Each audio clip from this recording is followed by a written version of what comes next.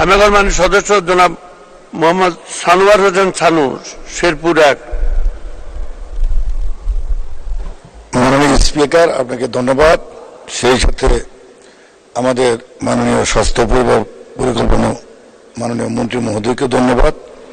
উনি অত্যন্ত দৃঢ়তার সাথে স্বাস্থ্য বিভাগ পরিচালনা করছেন। আমার শেরপুর সদর হাসপাতালে 250 শয্যা বিশিষ্ট হাসপাতালটি 250 শয্যা বিশিষ্ট, কিন্তু এখনো খাবার সরবরাহ করা হয় 100 রোগীর।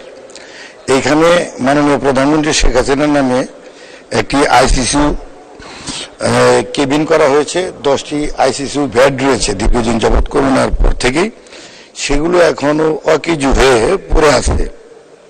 তাই আমি হাসপাতালে গেলাম, এগুলো অনেক বেড জংকার ধরে গেছে, প্রায় নষ্টের পথে। এরকম অর্থ অযথায় নষ্ট হচ্ছে সেখানে জনবল দেওয়ার জন্য। এবং পাশাপাশি আমার হাসপাতালে 61 জন ডাক্তার থাকার কথা, সেখানে ডাক্তার আছে মাত্র 25 জন।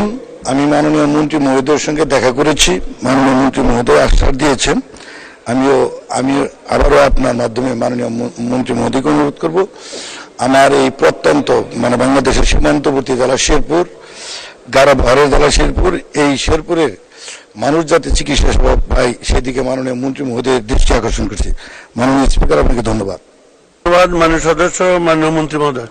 ধন্যবাদ মাননীয় স্পিকার। আমি মাননীয় সংসদ সদস্য আমার সঙ্গে দেখা করে এই প্রবলেমটা বলেছেন। তবে আইসিইউ বিষয়টা অত্যন্ত স্পর্শকাতর। আইসিইউ বাংলাদেশে অনেক জায়গায় আছে, কিন্তু আইসিইউ চালানোর জন্য যে দক্ষ জনবল, শুধু চিকিৎসক না, তার সাথে নার্স, তারপরে প্যারামেডিক্স, সবকিছুর দরকার।